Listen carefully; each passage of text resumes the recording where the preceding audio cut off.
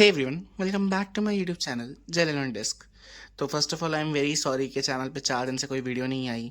It's been a very long time, पर now I guarantee कि अब चैनल पे वीडियो रेगुलरली आया करेगी। सो अगर आपने अब तक सब्सक्राइब नहीं करा, make sure you subscribe. We are very close to 50 subscriber, so let's make it happen. तो इस वीडियो में हम बात करने वाले हैं बाय द वे अपनी प्रोग्रेस अपडेट की और अपने सिलेबस की कि मैं अभी करंटली क्या पढ़ रहा हूँ। तो बिना किसी तरह के वीडियो शुरू करते हैं। तो बात करते हैं सब्जेक्ट बाय सब्जेक्ट। सबसे पहले मैं बताता हूँ फिजिक्स का। फिजिक्स में मैंने पिछले वीडियो में आपको बता ही दिया था कि मैं मैग्नेटिज्म के बाद अब रे ऑप्टिक्स पर शिफ्ट कर चुका हूँ।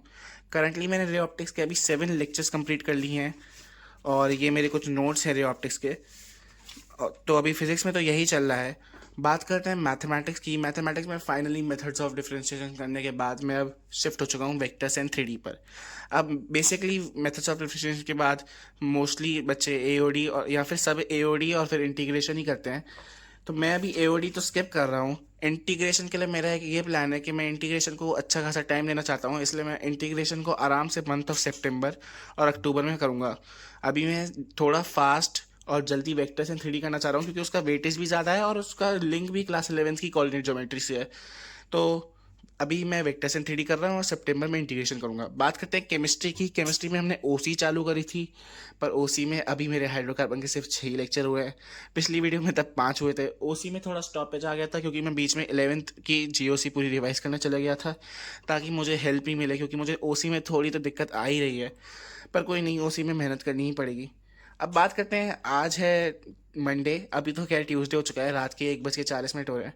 तो इस वीक के एंड तक का मैं पहले थोड़ा प्लान बता देता हूँ कि इस वीक के एंड तक मेरे रे ऑप्टिक्स के तो अराउंड 14 to 15 लेक्चर्स हो जाएंगे और साथ ही साथ मेरा इलेक्ट्रोस्टैट्स पूरा रिवाइज हो जाएगा और करंट इलेक्ट्रिसिटी पूरा रिवाइज हो जाएगा।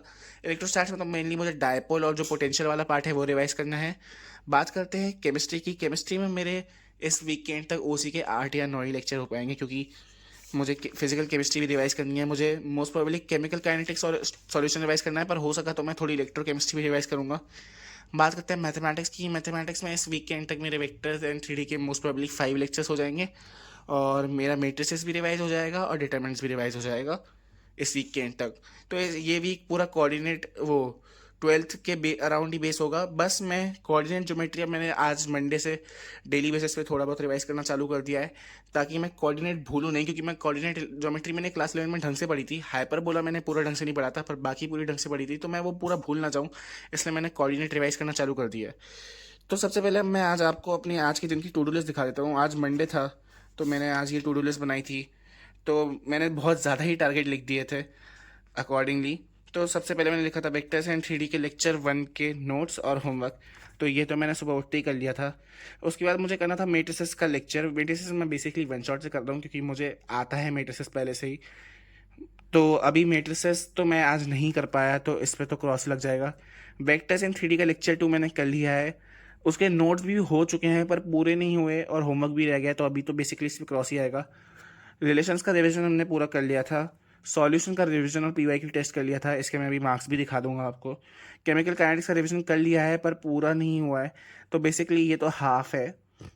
रे ऑप्टिक्स का लेक्चर 8 हम कर ही नहीं पाए। मैथ्स में इतना टाइम लग गया आज पूरे दिन, अराउंड मैंने 10 आवर पढ़ा होगा, तो मैथ्स बेसिकली 8 घंटे पढ़ गया और कोऑर्डिनेट ज्योमेट्री का रिवीजन भी हमने कर लिया। तो इसी के बेसिस पे हमने कल के टारगेट रखे हैं। कल के टारगेट दिखने में स्मॉल है पर पूरा उसमें ज़्यादा ही टाइम लग जाएगा। जो टारगेट आज के बचे हैं वही मैं बेसिकली कल के टारगेट में डालने वाला हूँ। मेट्रिसेस का लेक्चर करना है, वेक्टर 3D के लेक्चर 2 का नोट्स और होमवर्क करना है, सॉल्यूशन का जो आज टेस्ट दिया था उसका एनालिसिस बचा हुआ है वो करना है, केमिकल काइनेटिक्स का बचा हुआ रिवीजन करना है और रे ऑप्टिक्स का लेक्चर 8 और कोऑर्डिनेट का रिवीजन। तो ये है बेसिकली कल के टारगेट्स। दिखा देता हूँ मैं आपको अपने मार्क्स। तो ये रहे मेरे आज सॉल्यूशन टेस्ट के मार्क्स। बेसिकली बहुत कम है, ये सॉल्यूशंस के नहीं है, सॉल्यूशंस के ये वाले हैं।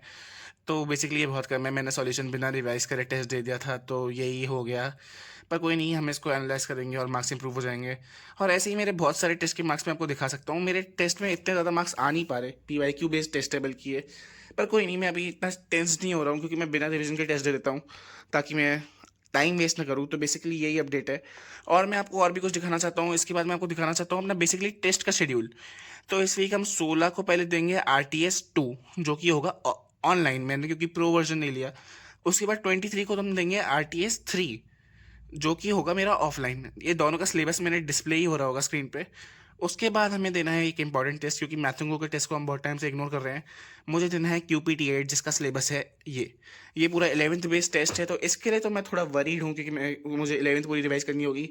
लेकिन मैंने थोड़ा बहुत जैसे चालू करा है, स्ट्रेट लाइन्स और सर्कल्स में क्वालिटी रिवाइज कर रहा हूँ। तो मोस्ट प्रोबेबली जैसे 16 को हम ये टेस्ट देंगे, फिर 23 को RTS2 देंगे, वो RTS3 देंगे जो ऑफलाइन वाला होगा। तो उसके बाद बेसिकली मैं 30 को दूंगा ये। तो मुझे लग रहा है 30 तक मैं ये सब कर सकता हूँ, क्योंकि सेंटर ऑफ मास मैंने पढ़ रखा है। रोटेशन में मुझे थोड़ी सी दिक्कत है, क्योंकि वो थोड़ी बहुत सबको ही होती है। बाकी केम का सिलेबस मेरा हो जाएगा, मैथ्स का हो जाएगा, तो उसके बाद हम यही टेस्ट देंगे। तो यही मेरा क्विक अपडेट था। मैंने आज के दिन आपको अपनी टू डू लिस्ट भी दिखा दी, कल की भी टू डू लिस्ट बता दी, अपना जो टेस्ट का शेड्यूल होने वाला है वो भी शेयर कर दिया। बस एक और चीज़ शेयर करना चाहता हूँ, ये मेरे को मैथोंगो पे मिला था, जिससे हम पूरा मंथ ट्रैक कर सकते हैं। ये बेसिकली मुझे थोड़ी एक अच्छी चीज़ लगी। तो अगर आपको भी ये चाहिए तो आप मेरा टेलीग्राम चैनल ज्वाइन कर लेना, उसमें मोर देन 15 मेंबर्स हो चुके हैं हम। एक बहुत ही बढ़िया बात है। अगर आपको भी चाहिए तो टेलीग्राम चैनल ज्वाइन कर देना, मैं उस पर ये शेयर कर दूंगा। और अगर आपको वीडियो पसंद है तो वीडियो को लाइक कर देना। थोड़ी सी लंबी वीडियो हो गई, पर कोई बात नहीं। और चाहो तो चैनल को सब्सक्राइब कर सकते हो। अगर आपको कोई डाउट हो किसी भी चीज़ से रिलेटेड, RTS, मैथोंगो, सिलेबस कवरेज या किसी भी चीज़ से, तो कमेंट डाल देना। तब तक के लिए मिलते हैं अगली वीडियो में। Bye bye, thanks for watching.